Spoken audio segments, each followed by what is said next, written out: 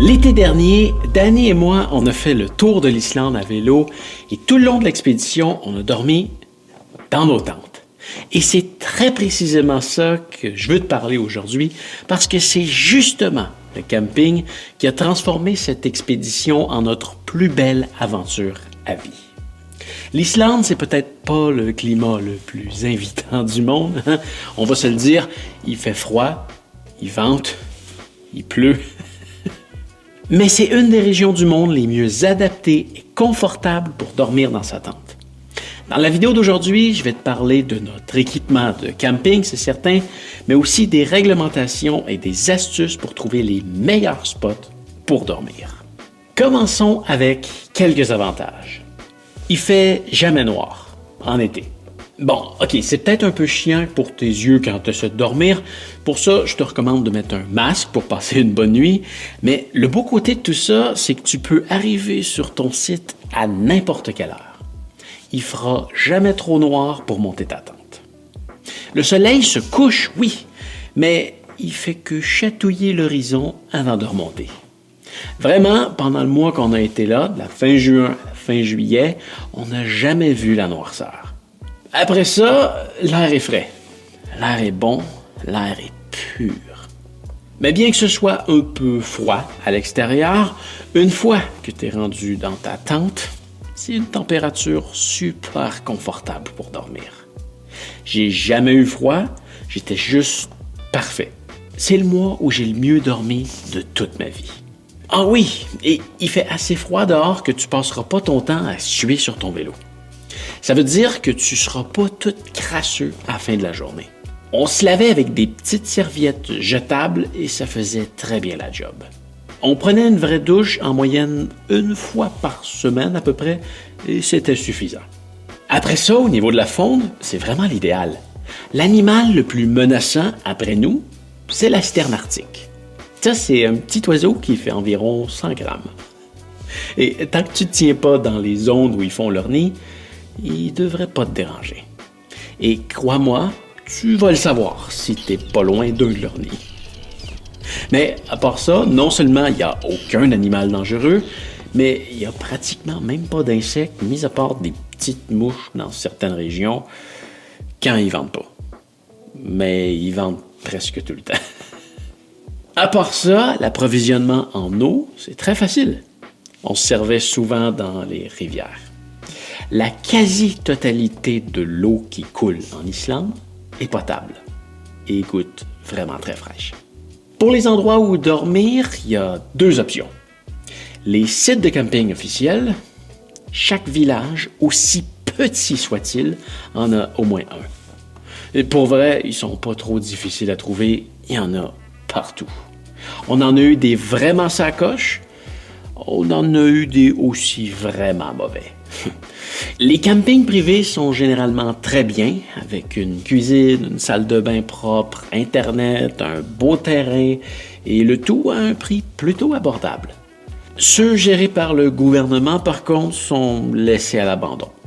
Pratiquement jamais nettoyés, les terrains font dur, ça coûte quand même pas mal cher pour ce que t'as. Mais ce qu'on a fait le plus souvent, c'est du camping sauvage. Et bon, là, attention, c'est très réglementé, alors il ne faut pas faire n'importe quoi. Il y a une dizaine d'années, tu pouvais faire pas mal ce que tu voulais. Tu pouvais t'installer n'importe où pour dormir. C'était la liberté totale.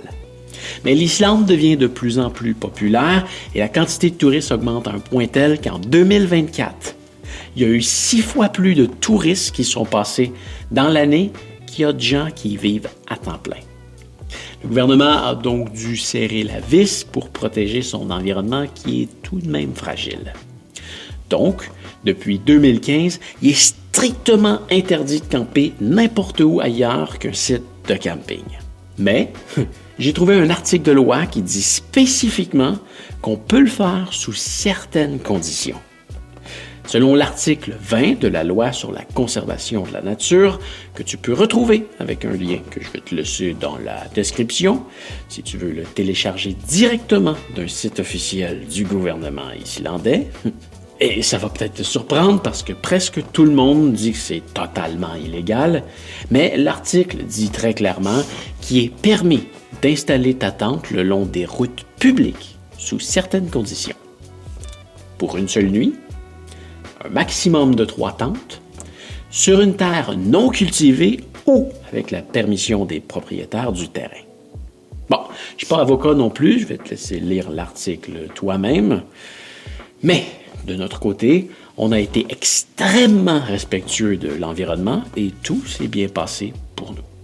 Peut-être qu'à une ou deux reprises, on a joué sur la ligne du légal ou non, parce que c'est pas toujours évident de savoir si c'est une terre protégée qui fait partie d'un parc national ou quoi que ce soit, mais je t'explique comment on s'y est pris. La quasi-totalité des terres sont clôturées.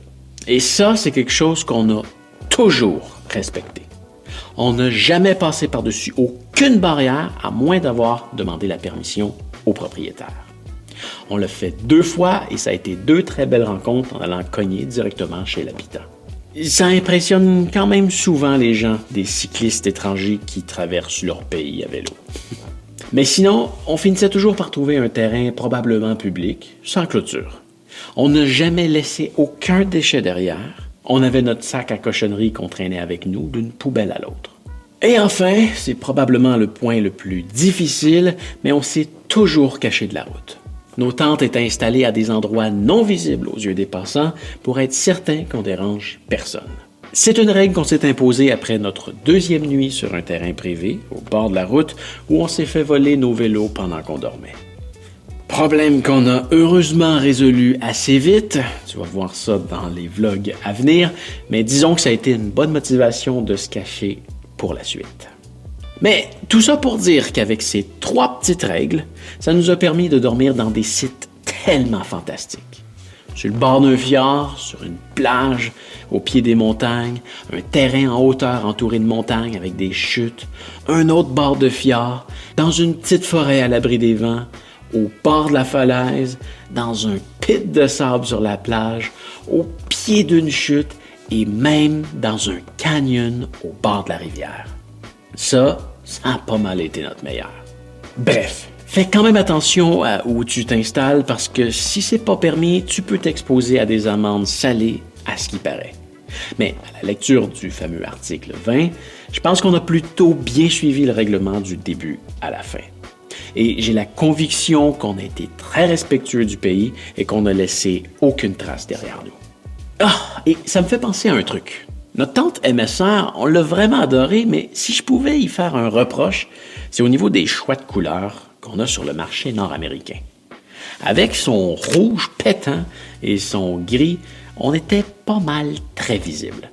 On a remarqué que sur le marché européen, on pouvait l'avoir en brun, ce qui est beaucoup plus discret quand on veut se cacher. Ah oui, et j'allais oublier. Pour le choix de ta tente, en moins de voyager en couple, je te recommande vraiment une tente par personne. Ça dort mieux la nuit et c'est le fun de se ramasser dans sa chambre en solo le soir venu. Je te recommande aussi une tente pour une personne de plus que tu vas être dedans. De notre côté, on avait chacun une tente double et ça nous permet de rentrer quelques sacs dans la tente et d'avoir un peu de place aussi pour faire sécher nos vêtements.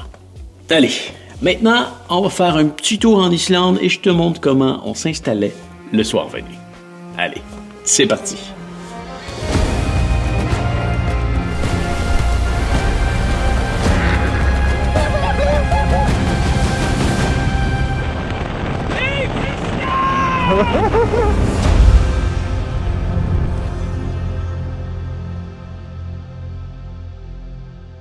Donc, nous voilà rendus en haut. Donc, ça, c'est le décor qui était important à trouver. Et l'autre chose qui est importante, c'est qu'on ne soit pas à vue. Juste en bas de la côte, il y a une route. Tu vois, si on s'en vient par ici, là-bas, on est capable de la voir un petit peu. Si on s'en vient par ici, on s'en cache. Moi, de là, je la vois juste un tout petit peu, mais le dessus de la tente va arriver à peu près à cette hauteur-là. Donc, on va être totalement invisible. On est à un super spot. Ensuite de ça, ce qui est important de trouver, c'est un terrain plat. on en a un, vraiment pile au bon endroit. On a trouvé plusieurs types de terrains. Il y en a qui ont plein de bosses dedans, c'est pas super. Il y en a qui sont rocailleux, c'est pas super. On essaie de trouver des trucs un peu comme ça. Donc là, on en a un aujourd'hui. Et là, c'est l'heure de monter la tente. Ça, c'est peut-être un petit peu à l'envers là-dedans aujourd'hui parce que ce matin, en partant avec la pluie, je ne l'ai pas rangé comme d'habitude. Mais bref, ce que j'ai là-dedans, c'est 3 morceaux. Je te laisserai un lien dans la description si tu veux avoir la même tente. Je l'installe ici. Où est-ce qu'on est au plat? Et là, on va avoir des petits pics à installer. Là, je te montre ça, là, c'est pas mal ma 9e journée de camping, quasiment, ou du moins en vélo, c'est ma 9e journée de camping à vie. Donc, je prends de l'expérience. Ça, c'est une des raisons pour lesquelles j'étais content de partir avec Danny. Parce que Danny, en Australie, il a acquis beaucoup d'expérience de camping. Il n'y en avait pas lui non plus avant, mais il en a acquis vraiment beaucoup. Puis c'est quelque chose que je trouvais qui me manquait, le camping. Puis là, ben, je suis en train de l'acquérir pas trop pire. Bon, des fois, on a des petits spots de roche. On zigonne, puis on finit par besoin du marteau? Mais c'est de la roche, le marteau. Il Il ne vaut pas grand-chose. Bon, ça va être correct. Hein, ça, c'est parfait. Merveilleux. Voilà! Ensuite de ça, c'est la tente. Encore un petit peu mouillé de ce matin, mais ça va sécher. On vient mettre ça par-dessus. Et on vient prendre la corde dans les piquettes que j'ai déjà mis.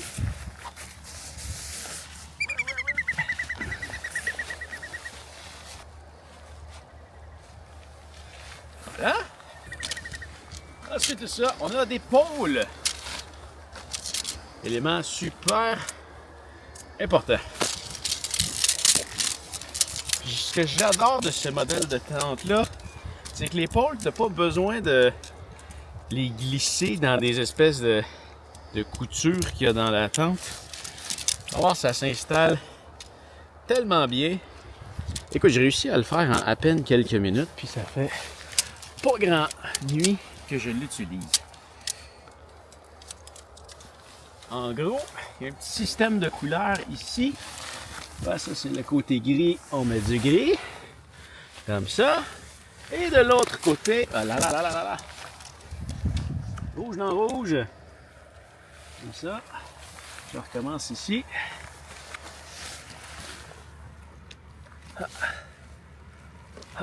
OK. Là, une fois que ça, c'est bien rentré, on va garder une espèce de pression là-dessus. On va venir rentrer ça de l'autre côté. Même principe. Gris dans gris.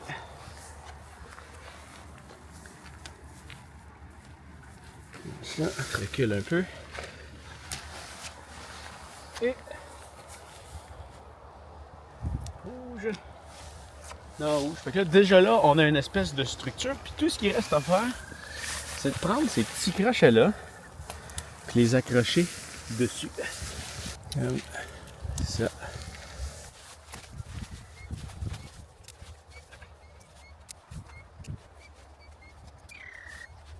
Voilà. Ensuite de ça, on avait une autre pôle ici. Il y en a une qui rentre là. On traverse de l'autre côté. Et on a exactement la même chose. Là, donc là, on a une structure qui se tient super bien. Et là, tout ce qui reste à faire, c'est d'ajouter cette couche-là. Super importante. Ma première expérience de camping, réellement, c'était au Japon. Une des pires nuits de toute ma vie. Parce que j'avais pas mis cette couche-là. Il faisait beau. Je me suis dit, c'est bon, il fait chaud. Je veux de l'air. Je l'ai pas mis. Je me suis réveillé dans la nuit. Il mouillait dans ma tente. J'étais déjà toute mouillée. Mon stock était tout mouillé. C'était vraiment de la merde. Donc, on le met tout le temps.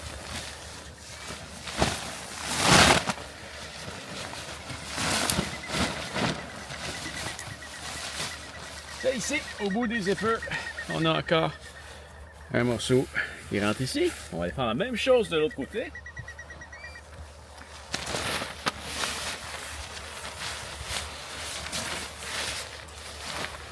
Voilà.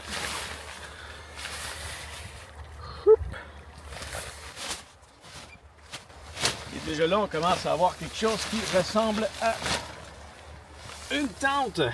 Donc ça, on vient rentrer ça là-dedans, comme ça. Puis on va faire ça pour les 4 coins. Une fois qu'ils sont tous rentrés, on peut serrer ça ici. Je vais faire un peu de tous les côtés. J'ai un petit système ici, je peux tirer sur la tente comme ça pour y faire une certaine tension. Là, ça vient créer toute sa tension. On fait ça des 4 côtés. On va avoir de quoi d'assez solide. Et dernière étape, il reste 4 petits crochets à mettre. On va venir étendre ça comme ça. Et certaine tension. Ah, il y a encore de la roche ici.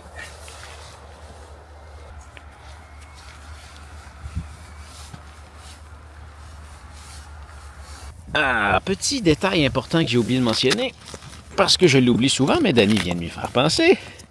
Ces petites fenêtres-là ici, c'est important de les ouvrir. Tu les mets, ça va mieux avec 2 mains. Maintenant, c'est ouvert. Ça fait en sorte que tu as de l'air qui peut circuler. C'est important de le faire tout le temps, même s'il fait froid, parce que si tu gardes toute ton humidité en dedans, il va faire froid. Et voilà, la tente est montée. Il ne reste plus qu'à rentrer tout le stock dedans. Ici, on a un système d'ouverture à 2 portes. Donc, celle-là ici qui est totalement étanche pour la pluie. Ici, c'est un espace où est-ce qu'on peut mettre des bagages. Donc, disons ça va être mon espace secondaire. C'est des trucs que je n'utiliserai pas de la nuit. Je vais juste les mettre ici comme ça. Comme ça, ils ne se feront pas mouiller. Ça, c'est la bouffe, on va manger, fait que pour l'instant, ça reste dehors. Mon matériel électronique, lui, je dors avec. Donc, on va ouvrir la tente. C'est ça. Bienvenue à l'intérieur. Voilà. Ça, faut pas que je perde ça. J'ai mon sac qui va me resservir demain à tout ranger. Ça va vivre ici. Dans ce sac-là. Ensuite, qu'est-ce qu'il me reste? Des vêtements. Je vais me changer. Je vais remettre au sec. Je vais mettre ça sur le bord. Je vais me changer dans la tente. Et ça, là-dedans, il y a mon sac de couchage. Il y a mon matelas de sol, il y a mes oreillers.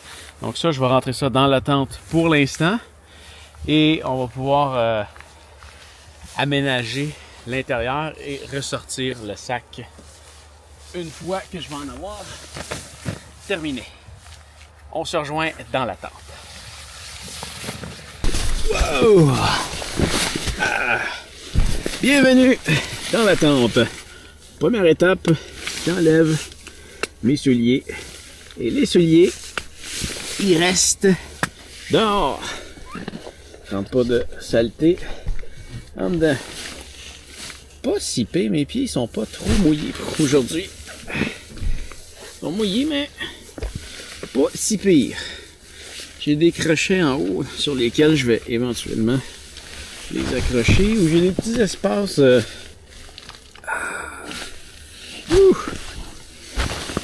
Je vais mettre des souliers secs pour passer la soirée. Petits espaces aussi comme ça, là. Parce que je peux aller mettre ça là. Question de étendre l'odeur un peu partout. Non, mais pour ça les aide à sécher. Ça, je vais faire pareil avec mes gants. Je vais mettre ça. Il y a quand même une pas pire circulation d'air qui se fait là. Donc ça va aider à sécher pour la nuit. Bon. Ensuite de ça, Moi, je vais dormir dans le coin. Je vais dormir ici. Je vais dormir dans pas mal toute la tente. Mais là, ce que je fais, c'est que je vais mettre mon sac d'électronique là, avec mon sac de caméra là. Parce qu'un peu plus tard, avant de me coucher, je vais faire le backup de toutes mes images. Donc, je m'assois sur le matelas, puis je dépose mon ordinateur là-dessus, puis je peux faire mes affaires. Ensuite de ça, on va ouvrir ce sac-là, dans lequel on va retrouver le matelas. Ça, très important en Islande, parce qu'il fait jamais noir l'été, la nuit. J'ai ça ici.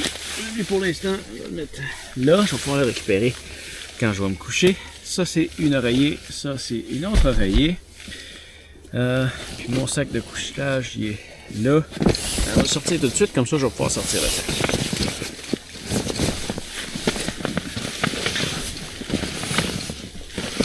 Ah, petit conseil.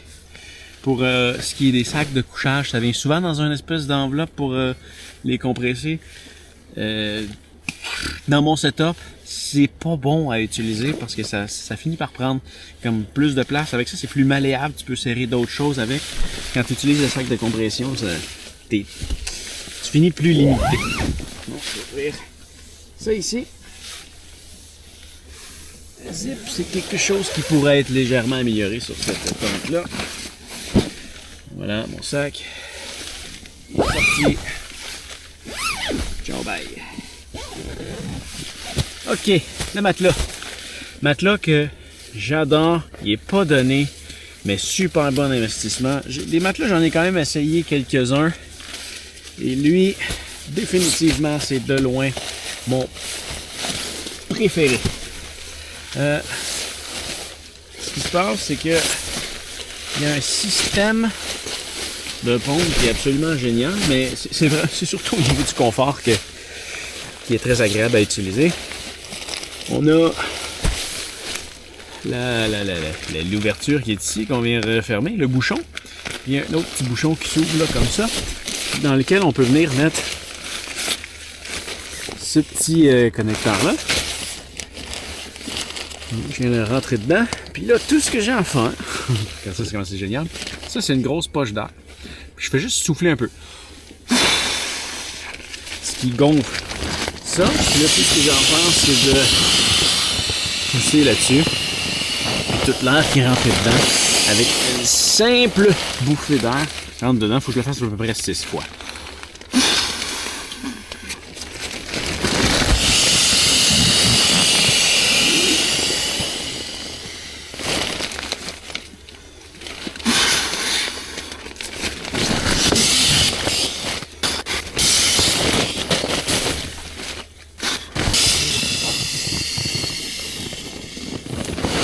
Là, il est gonflé à bloc. Je vais sûrement le dégonfler un petit peu. Pendant que je suis couché dessus, je peux appuyer sur le bouton ici. Puis il y a de l'air qui sort. Je suis encore à évaluer comment est-ce que je l'utilise. Bien gonflé, un peu dégonflé. Normalement, je le monte déjà dans le bon sens, mais pour te montrer comment faire, c'est à l'envers. Fait qu'on fait juste le revirer de bord comme ça. Voilà. Je le laisse comme ça pour l'instant, mais au moment de me coucher, je le tasse un petit peu du bord pour pas être collé là-dessus. Ma tente, mon sac de couchage, il s'en vient ici. Déjà là, je vais pouvoir m'asseoir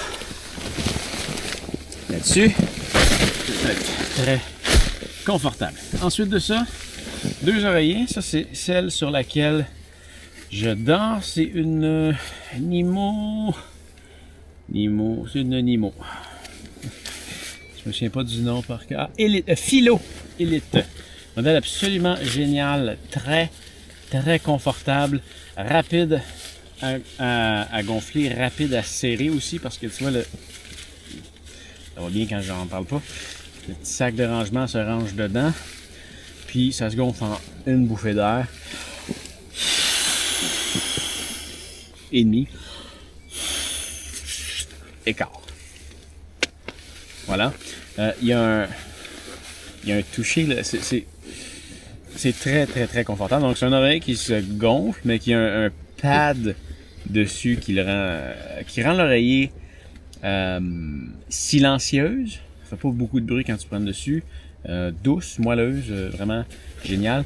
J'aurais aimé qu'il fasse un modèle plus gros, mais ça a l'air qu'on peut pas tout avoir dans la vie. Et cette deuxième-là, c'est un oreiller, c'est un peu une cochonnerie comme oreiller. C'est fait par Cell. C'est leur produit cheap qu'ils vendent pas trop cher sur le bord des caisses, genre. Je voulais l'essayer, je trouvais que ça avait l'air bien. C'est pas super. Au moins, elle est plus grosse que l'autre, mais pas confortable du tout. Puis le système, tu vois que c'est fait, ça vaut pas cher. Mais la raison pour laquelle je l'utilise, celle-là,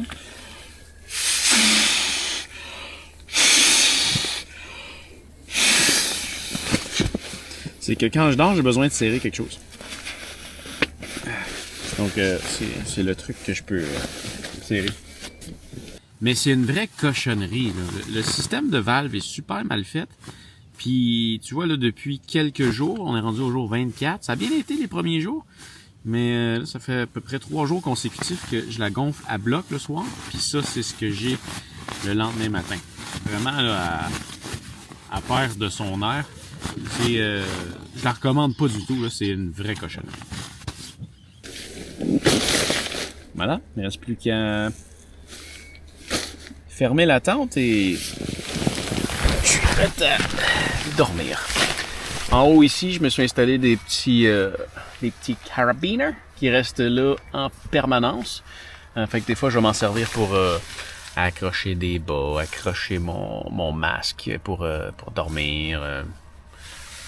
Souvent des trucs les journées qui a mouillé beaucoup, là, je vais m'en servir pour étendre des trucs pendant que je dors pour que ça sèche. Voilà. Voilà. Non, pour vrai, je suis prêt à dormir. Puis là, je vais sortir ma chaise. Puis, je vais me changer un petit peu. Puis, je vais aller manger avec Danny. Parlant de manger, je dirais que le point le plus important pour manger, c'est d'avoir une bonne chaise très confortable. Sans blague, je sais que ça peut avoir l'air ridicule, mais les chaises de camping sont rendues tellement petites et légères que ça vaut même pas la peine d'y penser. Amène-en une, c'est une source de confort extraordinaire. Après une journée de pédalage en Islande, je te garantis que tu mérites de t'offrir ce luxe. On l'utilisait soir et matin, parfois même dans la journée en prenant des pauses. Dernier point à voir, notre équipement pour se faire à manger. Danny me faisait penser à un point. Il y a un truc que je traîne pas avec moi parce que c'est Danny qui le traîne et c'est son fameux croque-pot ici de MSR. Donc ça ici, regarde ça, c'est quand même assez intéressant tout ce qu'on va retrouver là-dedans. On a dans le fond un chaudron. On peut y goûter des pâtes. On peut y goûter des pâtes. Bon, c'est le fun. On a 2 assiettes Donc là-dedans. on a un chaudron Ouais, le chaudron. de 2 litres, 2 litres. 2 gamelles. Voilà. Puis il se lave super bien, hein? Oui. Il y a vraiment Oui, quelque oui. chose qui fait que ça se lave super bien. 2 tasses isolées Voilà. pour le café. Le brûleur. Le brûleur, qui est tout petit quand il est plié. Puis qui s'installe sur ça. Voilà. Donc là, avec ça, Avec on ça, peut se on faire peut chauffer de la bouffe chaude. pas mal n'importe quoi. Ah, puis là, c'est ça, là, son Ouais. petit truc là. Alors pour les drogués comme moi qui aiment prendre du café, l'aéropress. C'est fou la place que ça prend pour faire une telle cochonnerie. Hein. Désolé à tous ceux qui aiment le café, je comprends pas. Mais non, c'est un super kit si tu aimes cuisiner. Si je partais sans Danny, parce que je suis content qu'il l'aille, chez moi, j'ai un Jetboil que j'aime quand même beaucoup, qui est plus compact que ça. Je pense que je m'en contenterais parce que, en général, j'essaie de me ramasser quand même des affaires toutes faites, mais c'est pas toujours possible. Donc, c'est quand même super le fun à avoir, mais il faut juste faire le compromis que ça prend de la place. Et pour moi, cette place-là, je la prends pour mon équipement de vidéo. Donc, les caméras, les drones et toutes ces affaires-là, j'aurais pas de place pour traîner ça. Je Le pense. Jetboil, c'est bien quand tu es une personne. Ouais. À 2, Ça, c'est plus pratique. Ouais, ben là, à deux, c'est ça, tu peux partager, Si tu dois certaines cuisiner, choses. c'est plus pratique. Exact. Voilà. Ça, tu vois, comme ce soir, on s'est pris des sandwichs, c'est déjà prêt à manger. Et ça n'aura pas besoin de... On s'en sert pas tous les jours. Non. Non. Sur ce, fais attention à toi et on se revoit bientôt. Salut!